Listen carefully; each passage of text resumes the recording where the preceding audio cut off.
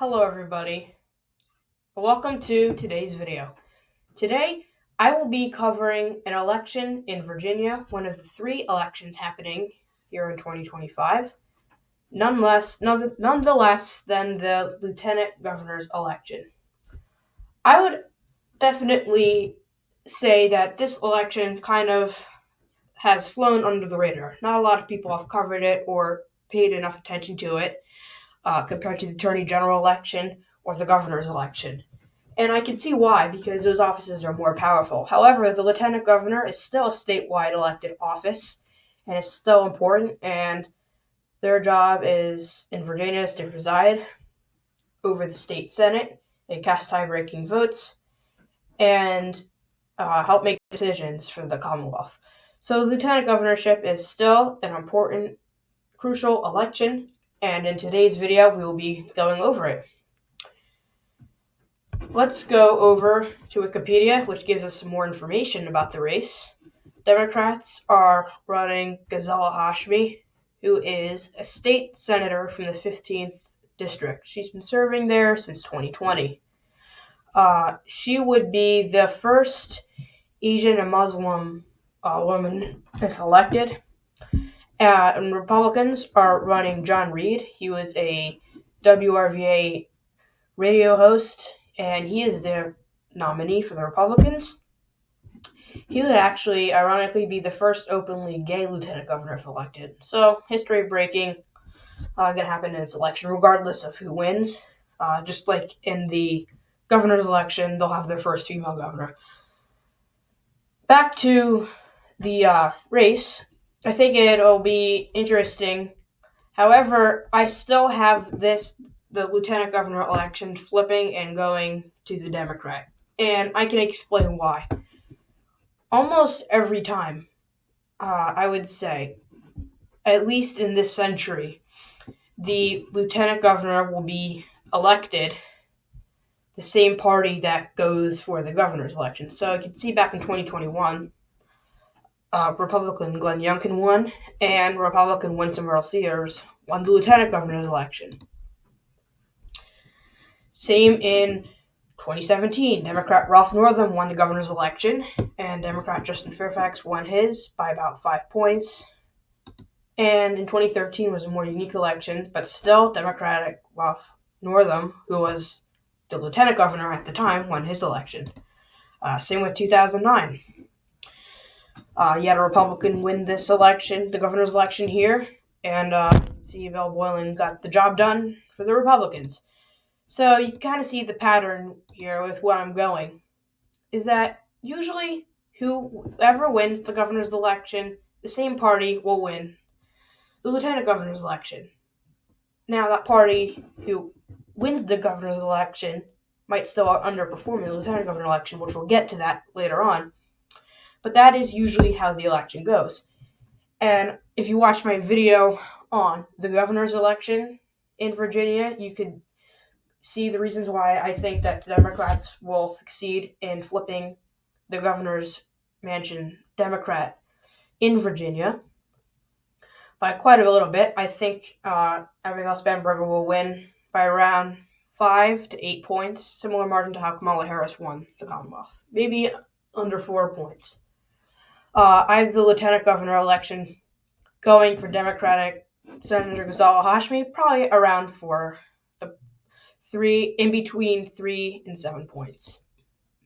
I think it's going to follow suit of the governor's election.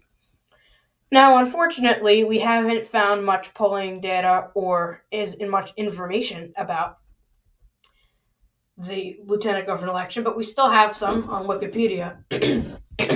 I actually find this interesting because you can tell that the Democrat for the governor's election is leading by quite a bit, and same with the Republican in the attorney general's race. We'll get to that whole election later on.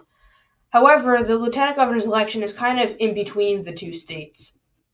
The two other elections. So you kind of see some closer polling. You see Hashmi up by 2 points. You see her up by 2 points in this poll. You see her up by 8 points in that poll. Another 2 points. You see it tied over here. Some of these are not biased pollsters. Some of them, like Suffolk University, I don't believe they are partisan. State Navigate, more liberal pollster, but still nonpartisan, has Hashmi up a little over 10 points. So you can still tell that the Democrat is more favored against the Republican John Reed. Now, I think he can win? He can pull this off on a good night? I think he very much could. However, I really think it is unlikely given how the governor's race is shaping out to be to go to the Democrats, which won't particularly be a competitive election. I think just because of that, I think this lieutenant governor's race will be similar. However, I think it'll be closer than that race, as I explained earlier. Now, as to why is this race closer, I would not try to be biased, but I think Ghazala Hashmi is getting dragged down in the polling because she isn't running a particularly enthusiastic campaign. I think because she has declined to debate in any setting. I think John Reed has gone after her for that, for refusing to debate. Even you see Jay Jones, who is very much a scandal-plagued candidate for Attorney General's election. He still debated, and you haven't seen Ghazala Hashmi debate at all. And I think that's hurting her numbers because you see John Reed getting around the same polling numbers as Winsome Earl-Sears, maybe about a point better. However, you see Hashmi not getting as much support as Abigail Spanberger is.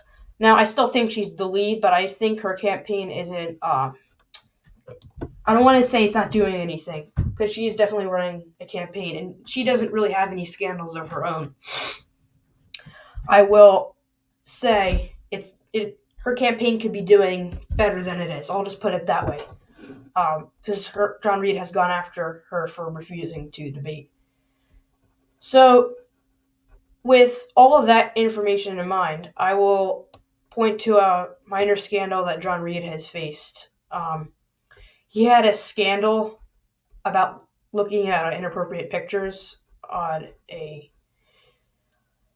a website. I don't want to get too much into it because it wasn't really good, but I think he had a minor scandal that might drag him down, but it doesn't seem to reflect anything in the polling. Putting that aside, we have the election map in Virginia. You have, obviously, the red and blue areas, and then you have the orange-colored. These are the areas that are going to be competitive. They're swing counties, swing cities. So how do I think this election is going to go? Given in mind that Ghazala Hashmi should be able to pull this out against John Reed, I will give her the favorite of winning swing areas like Chesterfield County. I will say that area is trending pretty Democratic, and I expect her to do pretty well in there. Her district is actually where she represents is from this area, so I think she's going to be doing well. I think she'll win Hopewell, Virginia. I think she'll win Montgomery County, Virginia, and I think she'll win James City. I think she'll win Northampton County. I explained about how some of these counties are swing counties in the governor's election. But these are definitely battleground areas. You have the Hampton Roads. This is a really, very, very important area for Republicans to win. But due to the ticket splitting that you're going to see with the governor's election and the attorney general's election, the lieutenant governor election will be in between those two, I think, possibly. With that being said, I think that she will be able to win the city of Chesapeake. And I think that'll be about it. I think John Reed will narrowly win Virginia Beach. It's not too much of a crazy statement because Republicans have lost Virginia statewide and still won Virginia Beach. It's tough, but it's still possible. And I think this election is going to be closer than the governor's election. Enough so that John Reed will be able to outperform Winsome Earl-Sears at the top of the ticket. I think he'll win Prince Edward County, and I think he'll win the city of Lynchburg, which Donald Trump was able to flip back, as well as he'll be able to win Stafford, which is in Harris County. Surrey County is going to be very, very competitive. I think that he will narrowly be able to pull off the win there. But this is currently how I see the tides forming in the Virginia lieutenant gubernatorial election. I think it'll be a Hashmi victory by about 3 to 7 points. Is about my analysis of it. I think it's possible this election could become more competitive, but there haven't been any major scandals or anything in particular that would change the result of the election by enough to change it. With that being said, thank you for watching this video. I hope you learned something out of it. And like and subscribe to the video if you'd like to support the channel. And have a good day.